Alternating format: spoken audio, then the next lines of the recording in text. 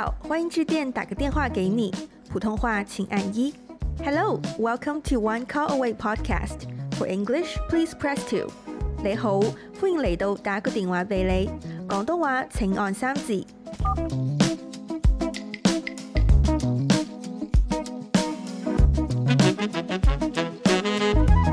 Hello everyone, today I've got Clarissa back with me. She's the queen where we talked about boobs last time, and are we talking about boobs again today? I'm so excited. We could touch base on boobs.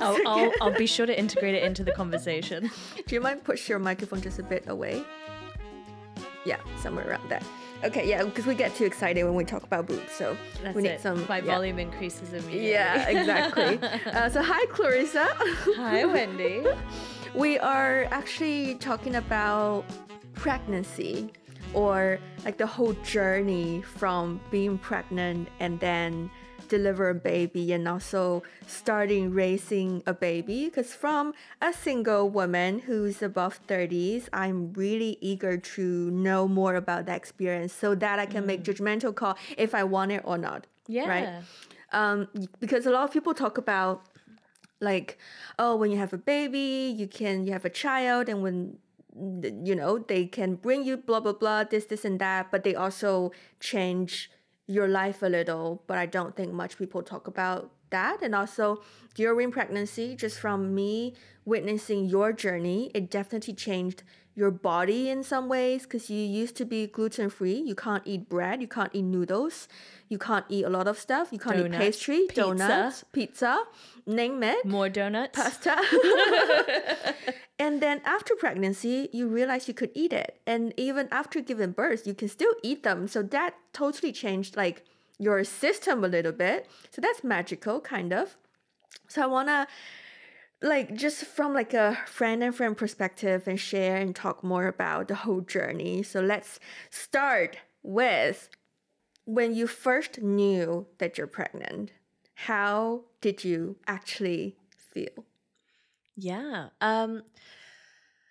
I think before I say anything, the thing I'll say first is I love that we're chatting about this, because aside from boobs, this is probably my favorite subject to chat about. And, everything that I say, like, I think pregnancy is an extremely personal experience. It's personal within yourself. It's personal between you and your partner if you have a partner.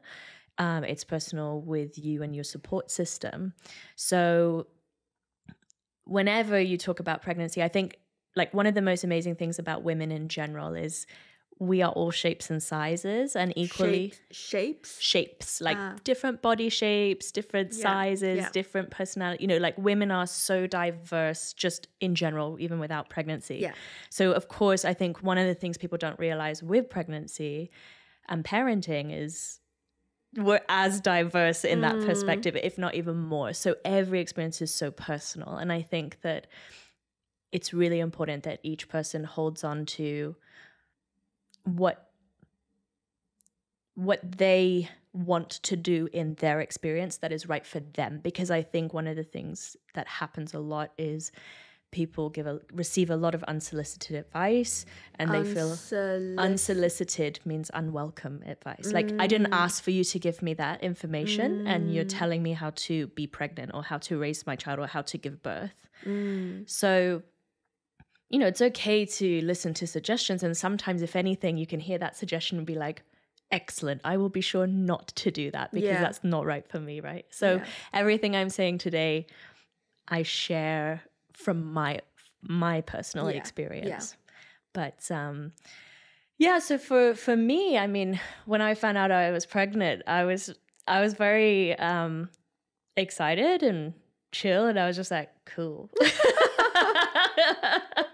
And I just remember the moment where I peed on the stick, and I was like, wow, I'm the only person in the world right now who knows this piece of information. And it was just like such a sweet moment.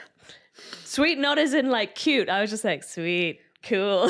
Did it show 2 lines? Is that how yeah. The only time I've seen 2 lines in kind of a tester is when I got COVID.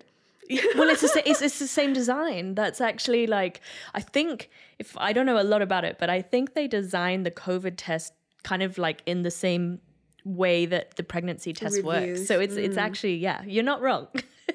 But this wasn't COVID.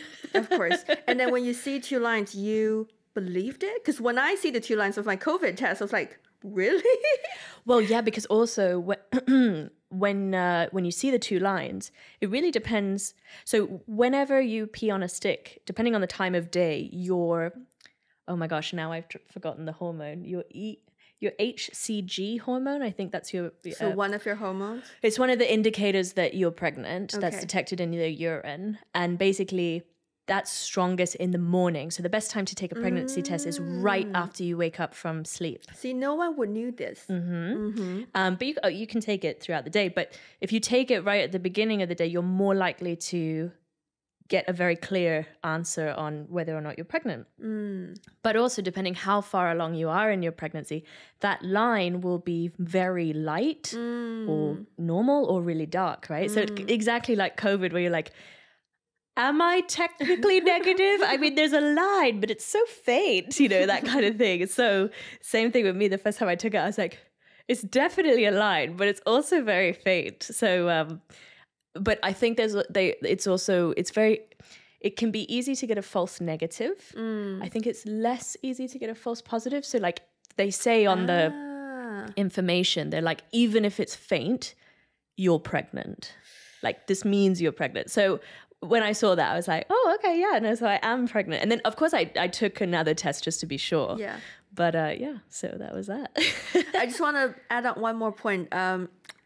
This episode we're recording in English, but I still hoping that a lot of Chinese-speaking people will be able to hear this episode, because for me, this kind of topic actually teaches, not really educating, but like just giving me a lot of information in terms of how do I look at pregnancy. And growing up as a Chinese girl, I don't get that much kind of information, so I would be grateful if when it comes to difficult term or some difficult words, we could try to make it into an easier English so more people could try to listen to this episode to understand more about this matter.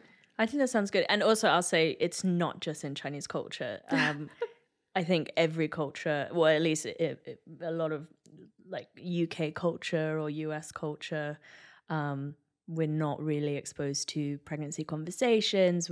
We don't witness women giving birth. And I think this was a lot more common way back in the olden days. So yeah, you're not alone. Good to know. Other than you being able to eat gluten again, was there any other changes happen to your body? Yeah, I mean... First of all, sorry. How did you realize you could eat gluten? Well, I just ate gluten. And I mean, I when I wasn't supposed to be eating gluten, I would still eat gluten, because especially like in Hong Kong, it's so much better now. But for the longest time, it was really hard to find gluten-free options. Food, yeah. Like I would go to a restaurant and they'd say, because they said like, we offer gluten-free. And I'd go to the restaurant and I was like, yeah, can I see it? What's the gluten-free? And it was like, salad. Oh, okay. I will swear right now.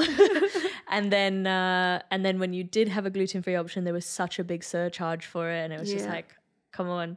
And then also everyone's always like, oh, like my gamfei. I was like, okay. So anyway, it just got to a point where sometimes I would just be like, okay, fuck it, I'm just gonna eat this piece of bread or whatever I'm gonna eat. So I, of course, in pregnancy also continued to do that, except then I was like, I don't feel ill. This is amazing. Let me try it with something else. I was like, I still don't feel ill. Okay. Well, if I don't feel ill, I might as well eat more gluten just in case it's only for today. Yeah, I remember you were worrying about, will this thing go away after you give birth? Yeah. Thank God it didn't. I am very happy. All the bolo bao. Forget pizza. It's all about the bolo bao. And the tasio bao. All the baos. So any other changes to your body? Yeah, I mean, literally like everything. But I think sometimes when people talk about the changes to your body, in my experience, it's always expressed in a really kind of negative way. But I on the whole, like, I really didn't find that. I was just like, cool, whoa, okay, oh, interesting. So, I mean, everything changes. You obviously, like, the obvious, like your stomach's growing and stuff, but internally in your body, like your blood starts to circulate some of your baby's DNA along with your DNA. So there's like very small things that are happening like this, but then also things like your boobs get huge, your nipples change, and then the areola, which is the circle around the nipple, it gets darker. Did you get new bras? Oh, yeah, the bras were a nightmare. I really struggled. I tried to make it work. But yes, I did get some new bras, which was great. But your boobs constantly, because it's not just they get bigger or what, but they change shapes, they change sizes. Like you're this size and then you're this size and then you breastfeed and you're like even more huge and then you get smaller or you don't. Like it's a constant change. So it's very hard to buy bras. So the sports bra route is pretty good option. But also after a while, you're like, I kind of want to wear something other than a sports bra, like even a bralette. Anyway, that's a whole other thing. But yeah, so there's a lot of changes happening physically throughout your body, mentally, emotionally, chemically. I mean, you name it. It's like, it's one of the biggest changes I think your body ever goes through, if not the biggest. Is that something you could kind of predict?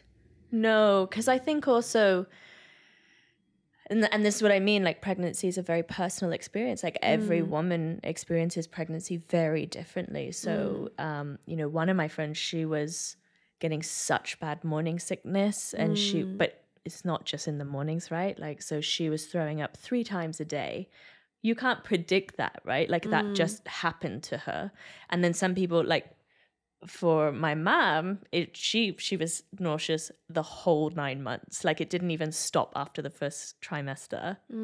But for me, I didn't get any morning sickness. I didn't even get nauseous. So, it's just, you can't really, there's things you can read, which is really interesting. Like every week it's like, okay, this is a bit of information about the embryo or fetus or baby as it's growing inside of you. And then, here's what's also happening with you and your body. But it doesn't mean that everything is necessarily going to happen to you. So, yeah. Would you say, because hormone changes, and would you say your emotional was also affected in a way? I think for a lot of people it is. But honestly, in my pregnancy, I wouldn't even have known I was pregnant. Like, I didn't feel different. Like, I could see physically changes, but more like on the emotional side and stuff, I didn't really notice anything. The only thing that was weird is that I got cold a lot. And I love cold weather, so I've never felt cold in my life. And suddenly we were in work and I'm like freezing. I was like, oh, that's so weird. So how you sense temperature kind of changed. Yeah, definitely. But normally you run hot. Yeah. So later in my pregnancy, I did run hot, but just initially in the early months of my pregnancy, I was very cold. So yeah, but emotionally, overall, I was, Sounds like it was a quite peaceful journey for your... I loved being pregnant. Like, I would happily be pregnant again. I enjoyed the whole experience. What's the most enjoyable part? I loved reading every week what was happening to my body. I found it so interesting to learn what was going on, and then that week, like, look out and see, like, oh, is that happening? Is that not happening? I loved the feeling of being pregnant and like having the baby inside you, which I know some women really, really don't like. So it just depends on who you are. Yeah, I don't know. I remember one day, it was my 20th week, and I just woke up from sleep and I was like, I am made for this. Like I was just having a really good time being pregnant. But yeah, maybe also because it was a very chill pregnancy. Like I didn't have, some women have a lot of challenges throughout that pregnancy experience. So everybody's a bit different. But for me personally, I don't know. I was feeling it. I was like, this is great. Wow. I'm definitely, you have to be here when I'm interviewing another pregnant woman next time and ask them, did you feel like you were made for this? Yeah. But I think the reason why I was so surprised for me personally is like, I didn't necessarily have a calling to be a mother. Like I have some friends that they always knew throughout their life, they're like, I want kids. I want to be a mom. And I was very much like, if I have kids, that's great. If I don't have kids, I'll also be fine. So I was actually really nervous at the idea of being pregnant because I was like, I just don't think I don't want to say do it well because there's no right or wrong way to be pregnant, but I just wasn't sure that I would manage it. And then literally the opposite happened where I was like, this is great. Who needs to give birth? I'll just sit here and be pregnant the whole time. It's awesome. Maybe I'll just keep being pregnant. So I think that was really nice. Like to actually enjoy the experience when I was expecting to find it a lot more challenging. And then when it's approaching your due day, and how was the deliver? It might be a really long process, but how was your deliver process? How did you felt about your baby's gonna come out? Did you want it to stay longer, or did you can't wait to get them out? Push it out. Have it come into the be born. Well, I think because I really enjoyed being pregnant, I wasn't in a rush to give birth. I have a lot of friends who, once they get to that 9th month, it is like your belly's particularly big, and they were just really kind of It's weight after all, right? You're carrying a lot of weight. And water weight, right? Like it's not just the weight of the, like I got to 100 kg. I was like, oh my God. But it wasn't, I didn't actually put on a lot of weight in the pregnancy in terms of like food. It was just so much. Like by the end of my pregnancy, you couldn't see my feet. I couldn't see my feet. Like my belly was too big, but also my legs and feet were so swollen. So that was the one part where I was like, it was kind of hurting to walk just because I was walking on swollen feet. And like your belly just at the end felt a little bit stretched, but again, all within reason, where I was like, I'm actually enjoying this. I'm cool. You're still reading the difference every day. And I was, and baby seemed happy. And I was just like, how did you tell like baby seemed happy in your belly? So once you get into the 3rd trimester, you try to monitor the kicks. Like you want there to be quite a lot of movement. So, baby was moving, and then we had scans and everything looked good. And so just like things were going well. So I wasn't in a rush to give birth because, like I said, I really enjoyed being pregnant. So I was happy to just be there. And I got to go get a lot of foot massages because that's the beauty of being in Hong Kong. You get a lot of reflexology. I could sit on the sofa and just chill. I'd be like, you'll love this, from Friends, when Phoebe's like balancing the stuff on her belly. So I was just like, this is great. I'm living my best life. I'll just sit here. So yeah, I think I wasn't in a rush. But also throughout the pregnancy, in addition to like reading about, the different things happening to you and your baby and your body, I was also getting really into this concept called hypnobirthing, which I think is a really unfair name for what it is. It's not about hypnosis. It's very much about like your pregnancy mindset as you go through your pregnancy journey and your postpartum journey. So that means after the baby's born. Yeah. And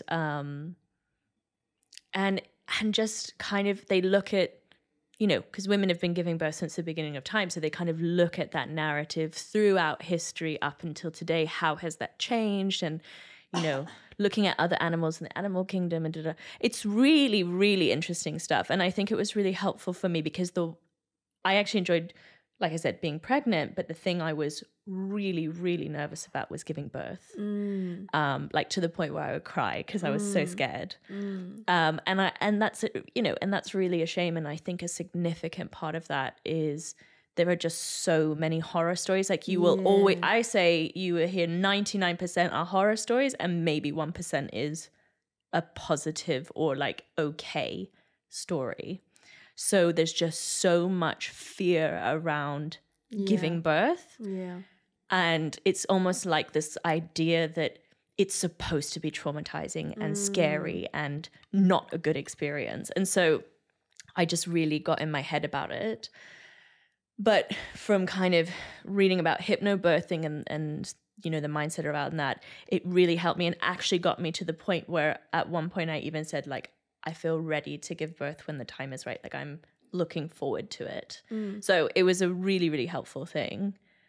And and then I was also reading, you know, certain papers like by the World Health Organization and stuff. So, you know, you did a lot of reading. You didn't read much. I was about to stop you when you say, I enjoyed reading every morning. I was like, hang on there, you don't read.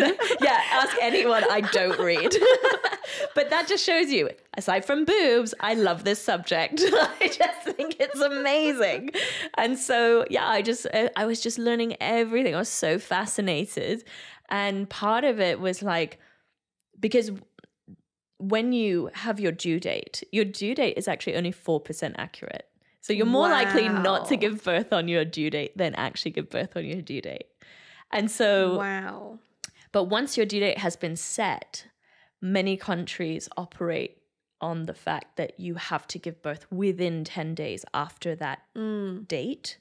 Otherwise, they will induce you. So they will help you to bring on your labor so you can give birth. And so basically part of the thing you have to work on with your doctor or with the hospital is what date are you going to give birth? So in Hong Kong culture, often you will try to get the auspicious date, and then you can book like a C-section. So what's C-section, auspicious date?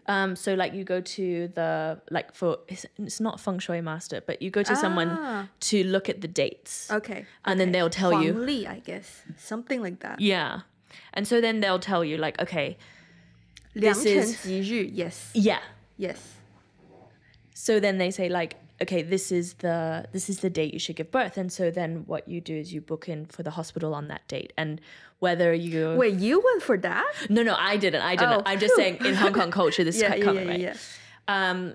So for me, just from kind of what I was reading and obviously I don't have a medical degree, but doing the best to understand my options, I decided that the best thing for me is that I would give myself the longest amount of time to not have to have assistance from the hospital to give birth. So I booked for 10 days after my due date. So it's the longest time possible before they would say, we've got to get the baby out now. You booked 10 days in the hospital. 10 days. So after your due date. Yeah. So you check into the hospital 10 days after your due date. Correct. Yeah. So my due date was September 14. So I said, okay, I'll book in September 24 because I'm comfortable. I don't feel like I need to give birth, and I would rather wait and let the baby, because the baby is the one that when they're ready, they kind of signal and gets everything started in your body. So I was like, I'll give myself up to 10 days, see what happens. And then if not, okay, we can go to the hospital. But it was Mid-Autumn Festival, Zhongqiuji. And so that was already booked out because it's an auspicious date. So I only got 7 days. So I was booked in for September 20. Okay. Yeah. So anyway, that's a very long rambly story. You can edit it. I'll leave them in. But yeah. So that was kind of in the last few weeks before I gave birth. That's what we planned. So 7 days, because I thought, I think this is also a misconception where I got from a lot of movies and TV dramas where, like giving birth, it's always there's a woman, and then wherever she is, she's like, my water just broke, and then everybody needs to send her to the hospital, and then they start the birth giving process. So I was thinking, why don't you, for example, I've got my due date, my doctor's, this is also like a production mindset comes into play. Like, I knew my due date, I would rather check into the hospital maybe 2 days before my due date, and then I can stay there for say 15 days just to wait until the moment that was right, and then I could have all the professionals around me. I wouldn't get scared of water broken, blah, blah, blah. So it's not like that at all? No, it's not like that at all. Like, I always find it really funny when I watch the films, and they even mention it in the hypnobirthing, like how much movies have completely shaped our mindset of how labor actually happens.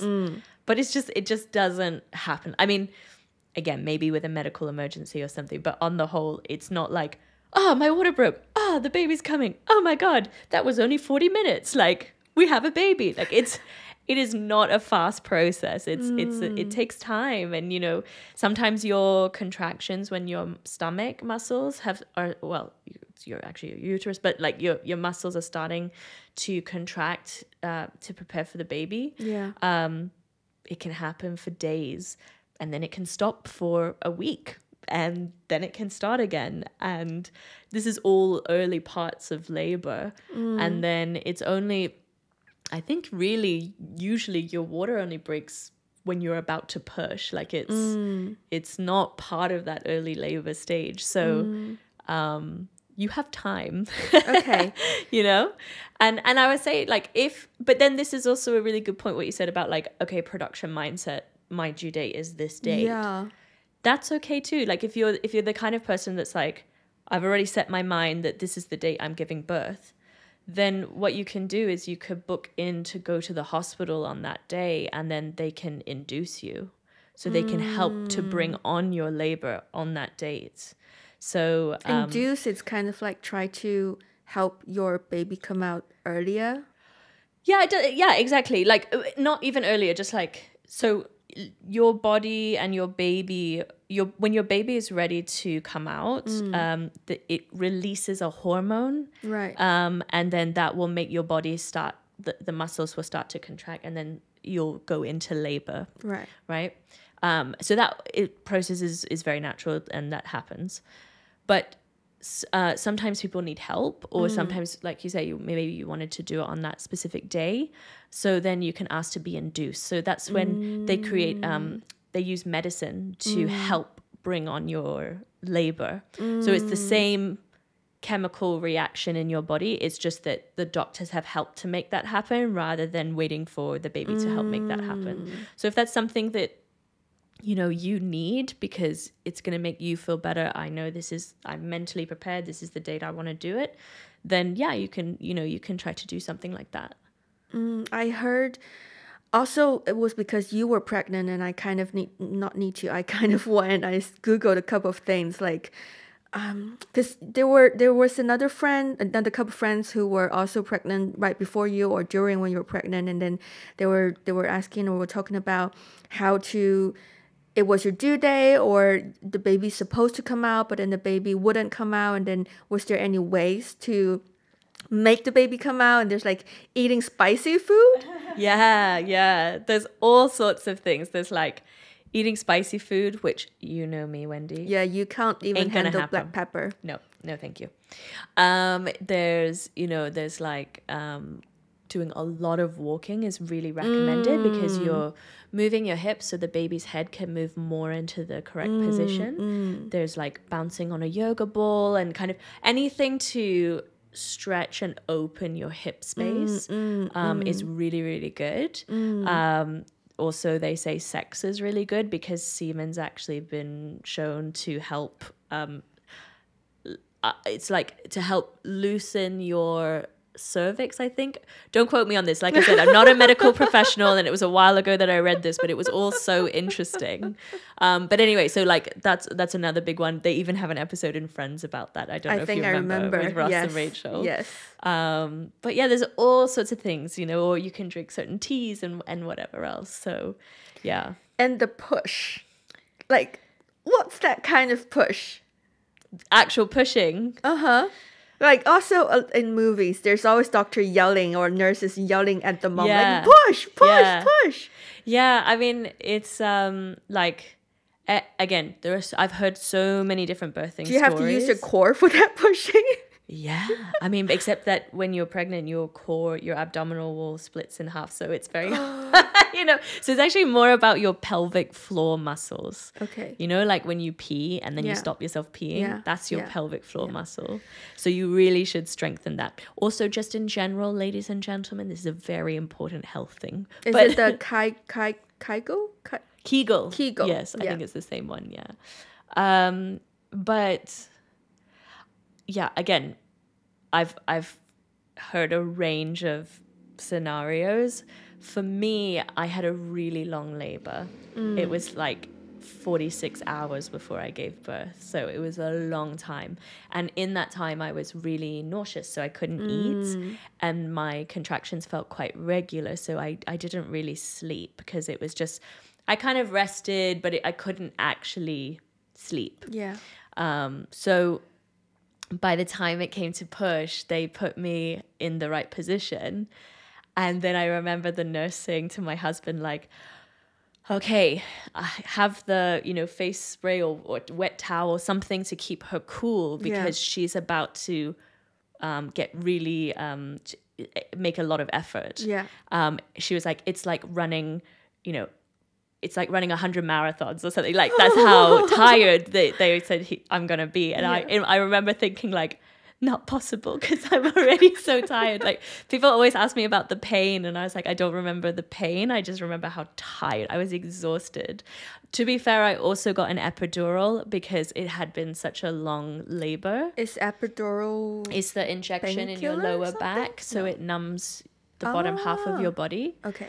So it's one of the ways to have pain management during birth. And it was actually the nurses who got it for me. I didn't ask for it. And they were like, you've been at this a long time and you've still got a long time to go. So I think you need this. And then by the time it came, I was like, thank you. That's great. So then I was actually able to rest a little bit again, but I was so tired. So yeah, and then the pushing, some people it's really fast, like 5 to 10 minutes and then it's done. For me, after an hour and a half, I still wasn't done. And so in the end, I had to get an assisted birth. So they helped to guide the baby out. And yeah, but it's definitely exactly like you said. Initially, I remember when I started to push, it felt very quiet, actually. It was just like me and the midwife. And she's like, okay, She's like, okay, look at me. Okay, and your contraction is coming. Okay, and push. And so you're trying to do it. You're working really hard.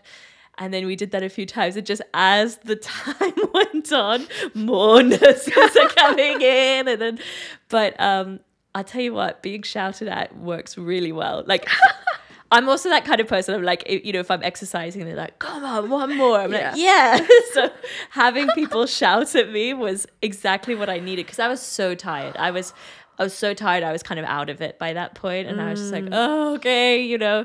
And so having someone be like, come on, push. I was like, thank God. And I remember one of the doctors so clearly. I remember his voice. And I even wrote him a thank you card afterwards.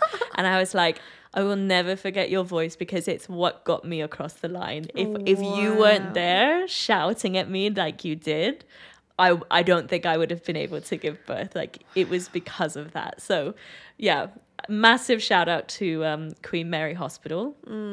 I think the work that they do is amazing. And I know some people have had more difficult experiences with the hospital, but I think on the whole, they are awesome. And I had a really good experience there. And they totally got me through the whole experience. And, you know, I think it could have easily turned into a traumatic birth experience, but it didn't. I don't come away from that experience feeling traumatized at all. I'm like, yeah, I did that. And they helped me do that. And that's great. So, yeah.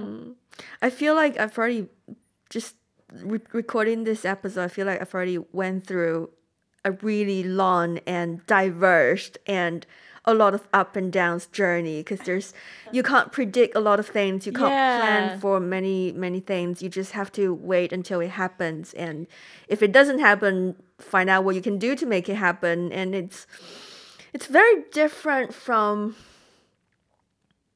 basically how we function in the society, I would say. It's completely, especially somewhere like Hong Kong. I mean, it is literally the opposite. And, you know, I'm quite a type A person. And I remember Mum saying, isn't it interesting being pregnant, because this thing is happening to you. You have no control. Yeah. And I remember when I wasn't pregnant, I remember being like, sure, you have control. I mean, if you eat this, then that controls that going in your body, and you can do that, and that controls this. And, you know, I have my birth plan, and so I'll give birth this way, and that's in my control. And what I'm glad that I quickly realized upon being pregnant, and then throughout the pregnancy journey and then the birth journey, and really important to discuss as well, maybe another episode, but the postpartum journey. So after birth, we never ever talk about that. We will have another episode for because that, for they sure. always ask like, how's baby? Actually, you need to ask how's mama. Yeah. Really, and even the partner, you know, how is everyone? But anyway, but what I'm glad I realized very quickly is this is not an experience in your control. So you have to find little moments that will help you feel in control, because you're never ever going to be in control. So what's going to help you? Do you need to go for a scan and see a doctor and just have some conversation or reassurance? Or the control you can have is choosing the private healthcare or the public healthcare plan. The control you have is maybe designing your ideal birth plan. But equally, the control has to be understanding that might not happen. And then, okay, so how do I pivot from there? So that's what happened to us, right? Like, I had a birth plan. That birth plan went completely out the window. I could think of your birth planner, not just maybe a birth folder. Yeah, exactly. And it's great because I think just even doing that, you educate yourself a lot around what are my options. Because when you're in the moment, it's too intense to be thinking about anything but what you need to be doing. So you look at it before, you prepare yourself, and okay, if that doesn't work, I would like to go with this, or if that doesn't work, I'll go with that. And you just, that's the control you can have, but that's it. And I think if you try to control it too much, you're really creating a lot of pressure for yourself. I can imagine, or for the people around you, and maybe even on your baby. Maybe it's too much, you kind of have to be okay with it having no plans. And the best way, and that's why I think that's also why I enjoyed reading so much, because I was educating myself, and that was the only thing I could control. And I was learning so much. And so just as and when things were happening, I was like, oh yeah, I read about that. Or, oh yeah, oh, that's interesting. We don't talk about that. Okay, in future, I want to talk about that thing. Okay, yeah. And just that helped me feel more present in the moment. I had a mind-blowing moment because I'm recently in pre-production of my short film, and I suddenly remember people had that saying where making a film is like giving birth. And because yes, you have to plan for certain things, but there are a lot of uncertainties happening that you can't predict, and you just have to cope with it and wish the best for the project that's gonna come out of the process. You know what the final goal is. Yeah. For you, it's to have this video, this film. Yeah. Mine was to meet my baby in the world. Yeah. And so you have your starting point and your end point, and then you just have to be like, okay, whatever happens in between, I feel in enough control of trusting myself or the situation or the team around you, we'll get to that end point, but who knows how. Wow. Definitely we need another episode talking about after giving birth, what happens to your body, how you recover, or how do you feel about Also, I also really want to touch base on how do you feel about your identity change. Now you've got a new identity, you're a mom. Yes. How do you distribute your time? And there's so much things to talk about. So we're definitely going to have a second episode. I think that would be great. It's such an important subject. Yeah. So that being said, this is the end of this episode. Thank you so much for joining me and share your experience, share your journey with us. And I really hope audience enjoyed this episode as much as the boob episode. Thank you. Right. See you next time. Bye. Bye.